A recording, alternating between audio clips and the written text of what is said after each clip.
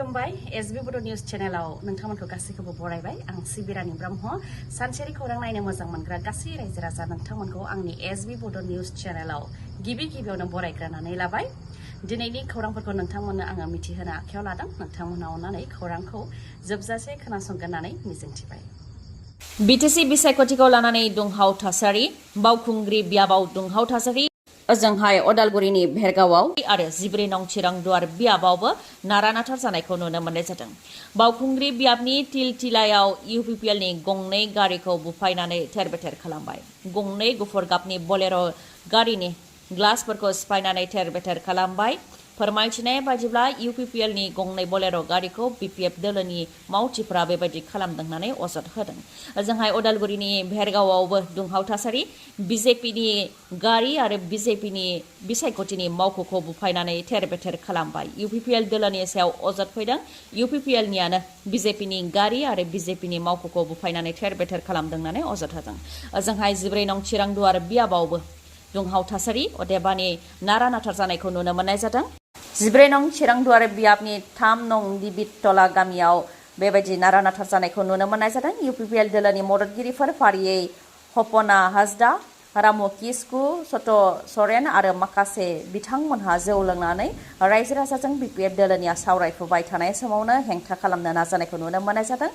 जाय सावरायनायाव डक्टर सांग्रां ब्रह्मनि आखान्थि आखाइ बिरदाव मुसाहारि बिथाङाबो दंमोन। बे सावरायनायावनो थरखा-थरखि बा नारा-नाथा जानायखौ नुनो मोननाय जादों। गिबियाव म्यानमार बेनि उनाव बांलादेश हादर आरो दा नेपाल हादर। नेपाल हादराव गोबां दुंहाव थासारि नेपालनि गाहाय मन्त्रि केपि शर्मा ओलीआ प्राइम मिनिस्टारनि बिबाननिफ्राय रिजाइन होनो गोनां जाबाय आरो नेपाल हादरखौबो गारनानै खारनो गोनां जाबाय। नेपाल हादराव ससियेल मिडिया एपफोर जेरै Facebook YouTube Instagram WhatsApp Tencent Snapchat Pinterest आरो एक्स बेफोर एपफोरखौ बेन बा बन्द खालामनायनि उनावनो नेपालाव दुंहाव थासारि ससियेल मिडिया एपफोरखौ नेपालाव बन्द खालामनायजों लोगोसे जाख्ल'नायनि हेंथायै लाइमोनफोरा ओंखारनानै खुद्रिदों।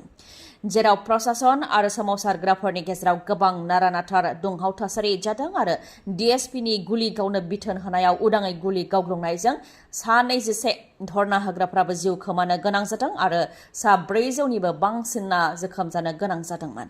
नाथाय बेबायदि जानायनि उनाव बा अखानायै धरनाया आरोबाव गोख्रोंसिनसो महर लादों। जेराव गुलि गावनो बिथोन होग्रा डिएसपिखौ बुग्लि बुथारो धरना होग्राफोरा। बेनि अनगायैबो सोरखारि अफिस आरो सोरखारि दैदेनगिरिफोरखौबो थांखिनानै गाग्लोबो सोमावसारग्रा रायजो राजाफ्रा जेरै parliament building prime minister office बेफोरखौ बुफाय-बुसि खालामनायजों लोगोसे अर सावनानैबो होयो। बेनि अनगायैबो गुबुन गुबुन सोरखारि दैदेनगिरिफोरनि प्राइभेट न'-बांफोरावबो अर सावनानै होयो। नेपालनि प्रेसिडेन्ट रामचन्द्र पौडेल बिथांनि न'खौबो अर सावनानै होयो। लोगोसेनो प्राइम मिनिस्टार केपि शर्मा ओलीनि न'आवबो अर सावनानै होयो आरो गुबुन बारग' प्राइम मिनिस्टारनि न'खौबो अर सावनानै होयो। जायनि जाहोनाव बारग' प्राइम मिनिस्टार जालानाथ कानेलनि न'खौ सावनानै होनायाव बिथांनि बिसि लक्ष्मी चित्रकाराबो अरजों खामजानानै थैनो गोनां जायो। सोमावसारग्राफोरा बेबायदिनो काठमान्डुनि 5 स्टार हटेल हिल्टन हटेलखौबो सावनानै होयो। ओजोंहाय कर्टखौबो सावो। बेनि अनगायैबो लिगेल डकुमेन्ट बा फोरमान बिलाइफोरखौबो बिसिनानै सेरखाय-बेरखाय खालामो। सोमावसारग्राफोरा खुद्रिनानै पक्रा आरो नाकु जेलाव थांनानैबो बुफाय-बुसि खालामो। जायनि थाखाय सा 900सो केदिफ्रा खारखुमानो थाखाय खाबु मोनो। बेनि अनगायैबो पार्लियामेन्ट हाउसनिफ्राय बान्दोल रांखौ गोजौनिफ्राय गाहाय फारसे गारख्लायहरो। जेराव रांनि अखा हानायखौबो नुनो मोननाय जादों नेपालाव जाहाथे गोजोनखौ लाबोयो बा गोजोन थासारि जाहाथे लाबोयो बेनि थाखाय नेपालनि आर्मि आरो सिनियर सिकिउरिटि अफिसियेलफोराबो धरना होग्राफोरखौ सावरायनो थाखाय खावलायदों। बेबायदिनो नेपालाव दा दुंहाव थासारि आरो नेपालाव दुंहाव थासारि जानायनि थाखाय गोबां इन्टारनेशनेल एयारपर्टफोरखौ बन्द खालामथ'दों बे समाव। जायनि जाहोनाव सा 700नि बांसिन भारतनि सुबुंफोरा नेपालाव बे समाव नांथानानै थानो गोनां जादों। बिटिसि बिसायख'थिया जेसेबांनो खाथियाव सौफैदों एसेबांनो गोसो बोथावनासिन जादों। साफ्रोमबो दैदेनगिरिफ्रा बिसायख'थिनि फोसावदिं मेल खुंनायाव मुखुब जादों। मन्त्रि उरखावग्रा ब्रह्म बिथाङाबो निसिमायाव रन्जित बसुमतारीनि जानानै फोसावदिं मेल खुंदों। लोगोसे रौता बियाबावबो बिसायख'थिनि फोसावदिं मेल खुंदों मन्त्रि उरखावग्रा ब्रह्म बिथाङा। ओजोंहाय एपिबि राजखान्थि दोलोआबो जिरायनानै थायाखै। धोनस्रि बियाबनि सिङाव गहपुराव फोसावदिं मेल खुंदों बिथांमोना। फारसेथिं हाग्रामा महिलारियाबो पकिराग्राम बियाबाव बिपिएफनि बिजाथि आजामुल हकनि जानानै फोसावदिं मेल खुंदों आरो बागानपारा बियाबावबो हाग्रामा महिलारिया फोसावदिं मेल खुंदों। बेबायदिनो गेदेर दैदेनगिरिफोरा गुबुन गुबुन बियाबाव फोसावदिं मेल खुंनायनि अनगायै बिजाथिफोराबो गाव गावनि बियाबफोराव फोसावदिं मेल खुंनायाव मुखुब जादों। जेरै बिपिएफनि बिजाथि प्रेस मुसाहारियाबो धोनस्रि बियाबाव फोसावदिं मेल खुंदों। रायजो राजानि गोसोखौ देरहानो नाजादों बिजाथि बिथाङा। थांनाय बिटिसि बिसायख'थियाव बिटिआर गोरोबथाखौ लानानै दोहौ दंमोन। गेदेर गेदेर खोथा बुंफैदोंमोन, नाथाय जेबो खामानि मावनायखौ नुवासै रायजो राजाया। बेनिखायनो दिनैनि सानाव रायजो राजाया सांग्रां होननानै बुंथिबाय बिथाङा। बिटिसिआव होस्रांनाय जाया होननानै बिथांमोनहा भट बिदोंमोन, नाथाय होस्रांदों आरो गोबांखौ होस्रांनो नटिस हरदों होननानैबो बुंथियो। इउपिपिएलआ थगायनायनि थाखायनो रायजो राजाया भट होला। आलारि सोरां बिथांखिनि गेजेरजों 2 लाख रांनि नंखाय चेक होदों। फैगौ बोसोराव सोरखार गैयै समाव खामानि मावनो थाखायसो नंखाय चेक होदों। बेखौ रायजो राजाया फोथाया होननानैबो फोरमायथियो। एसेम्ब्लियावबो रायजो राजानि खोथाखौ लानानै जेंना जेंसि आरो स्किमखौ लानानै आङो खोथा बुङोब्ला बिथांमोनहा जेबो गोसो होआ। आंखौ गोनांथि होआ माने रायजो राजाखौ गोनांथि होआ। मानो होननानै बुङोबा रायजो राजायानो आंखौ दैथाय हरदों होननानै रायजो राजानि सिगाङाव बिबुंथि होयो बिथाङा। बिथांनि अनगायैबो मन्त्रि उरखावग्रा ब्रह्म बिथाङाबो इउपिपिएल दोलोनि दाजाब दानखोखौ फोरमायथिदों। मोन 22 निफ्राय मोन 27 मासियाव देरहानानै इउपिपिएलआ सोरखार दागोन होननानै दाबि खालामबाय मन्त्रि उरखावग्रा ब्रह्म बिथाङा। बेनि मादाव उदालगुरियाव मोन 6 निफ्राय मोन 7, तामुलपुराव मोन 3, बाक्सायाव मोन 4, चिराङाव मोन 4 निफ्राय मोन 5 आरो क'क्राझाराव मोन 6 निफ्राय मोन 7 मासियाव देरहागोन होननानै दाबि खालामबाय उरखावग्रा ब्रह्म बिथाङा।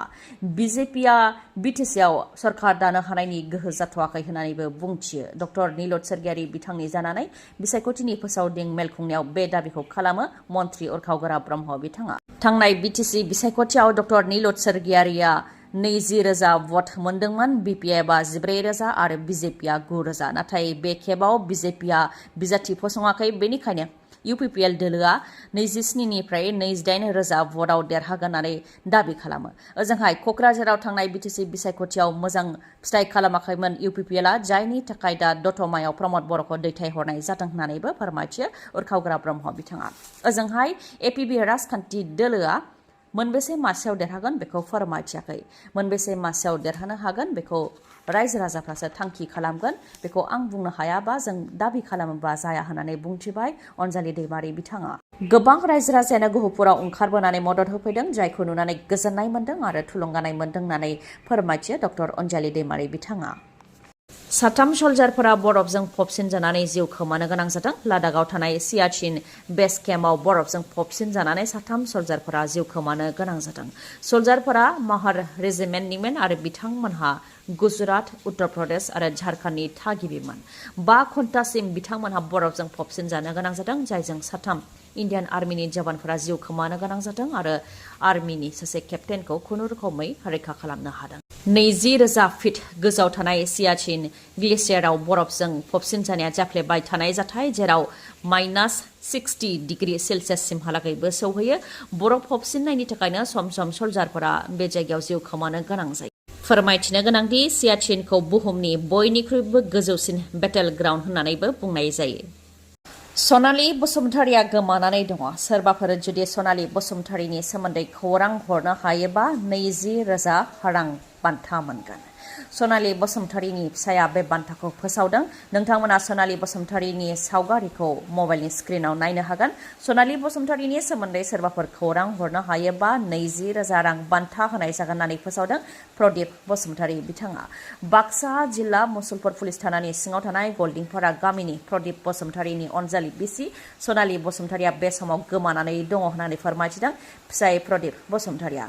सनालि बसुमतारिनि बिमानि नखरनियानो सनालि बसुमतारिखौ दोनखुमानायनि सन्देह खालामदों प्रदीप बसुमतारिया। मानोना सनालि बसुमतारिया गोमानायनि सिगां गावनि उन्दै फिसाजोखौ लोगोआव लानानै मुसलपुरनि फकपारायाव बिमानि न'आव दंहैयोमोन। बेनि उनावनो बिसोर 3बो बहाबा थांदों, नाथाय सनालि बसुमतारिया न'फारसे गिदिंबोफिनाखै होननानै फोरमायथिदों। उन्दै फिसाजोआ फोरमायथिनाय बायदिब्ला बिमाया माइ गायहैनो आरो 3नि उनाव फैफिनगोन होननानै बहाबा थाबोदों, नाथाय बहा थाबोदों बेनि सोमोन्दै जेबो फोरमायथिनो रोङा फिसाजोआ।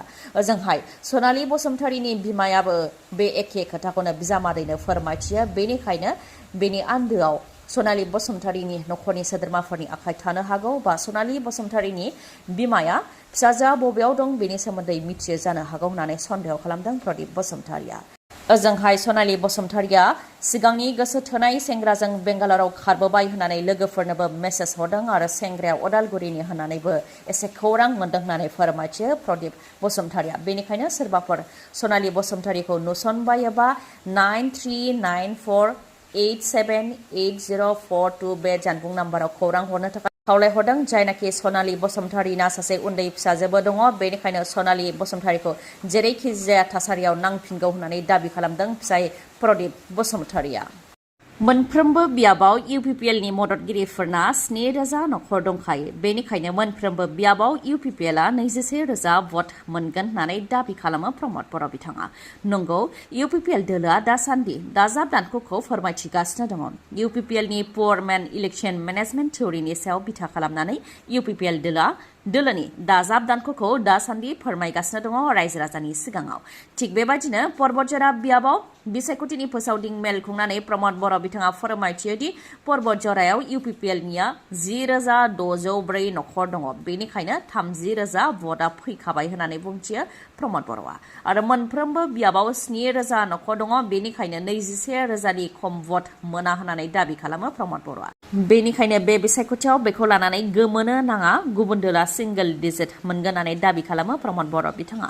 प्रमद बर'आ बिटिसि अफिसावनो अमा बेदर ओंखाम संनानै जानानै समायखौ खाथायदों, जेबो जौगानायनि खामानि मावाखै होननानै हाग्रामा महिलारिया बुंनायनि सायावबो प्रमद बर'आ फिननाय होयोदि हाग्रामा महिलारिनि बुंनाया जेबो बेसेन गैया। बे 5 बोसोराव हाग्रामा महिलारिया अफिसावनो फैयाखै, अब्ला अफिसाव मा जादों मा जायाखै बेखौ बिथाङा माबोरैहाय नुगोन? बिथाङा रायजो राजाजों गैया, हाग्रामाखौ लानानै बिपिएफआ सिमां नुनानै लाब गैया होननानैबो बुंथिबाय प्रमद बर'आ।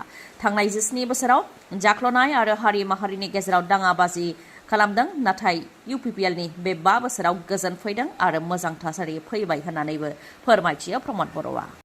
बे समाव बिटिसि बिसायख'थियाव हा-हुनि जेंना सुस्रांनायनि सायाव गुबै बिथा खालामनानै बिसायख'थिनि फोसावदिं मेल खुंनायाव मुखुब जादों बिपिएफ राजखान्थि दोलोआ।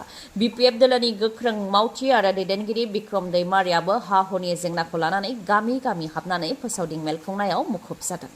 सोरखारि हा, खास हा, मियादि जायै हाफोराव थानो मोननाय नङा होननानै इउपिपिएलनि प्रमद बर', मन्त्रि उरखावग्रा ब्रह्म आरो डक्टर हेमन्त बिश्व शर्माया लिरनानै लाबोदों होननानै बुंथिबाय बिक्रम दैमारिया। सोरखारि हा, खास हा, मियादि नङै हाफोराव न' बां लुनाय, आबाद मावनाय, मन्दिर, गिर्जा, मस्जिद बानायनायखौ थाद'नाय गैयालासे होस्रांनाय जागोन होननानै प्रस्ताब हरखानाय जादों। 2023 मायथाइनि 12 जुनाव सोरखारि हायाव आयेन बेरेखायै थानायफोरखौ रेगुलार इभिक्सन ड्राइभ अदेबानि थाद'नाय गैयालासे होस्रांनाय जागोन होननानै नटिस हरखानाय जादों होननानै फोरमायथियो। नाथाय हाग्रामा महिलारिया जेराव दं बेयावनो थानो थाखाय बुंथिदों। खास हा, ग्रेजिं लेन्ड, एकसनिया हा, हाग्रा ओनसोल जेराव दं बेयावनो था होननानै हाग्रामा महिलारिया बुंथिदों। बेनिखायनो सोरबाया गोरोन्थियै फामे बिबार आरो ट्रेक्टराव भट होयोब्ला नोंथांनि मियादि नङै हाया सोरखारि जाबाय होननानै साननानै ला होननानैबो बुंथियो बिक्रम दैमारिया। बेबायदिनो बिक्रम दैमारिया दासान्दि गामि गामि हाबनानै बिसायख'थिनि फोसावदिं मेल खुंनायाव मुखुब जादों। खौरांखौ जोबजासे नायनायनि थाखाय आंनि गोसो गोरबोनिफ्राय रोजा रोजा खुलुमनायखौ जासिहरनाय थाबाय। गाबोननि समाव आरोबाव जों बेबायदिनो गोदान खौरांजों लोगोसे लोगो मोनफिनगोनखौ मिजिंथिबाय। गोजोन्थों।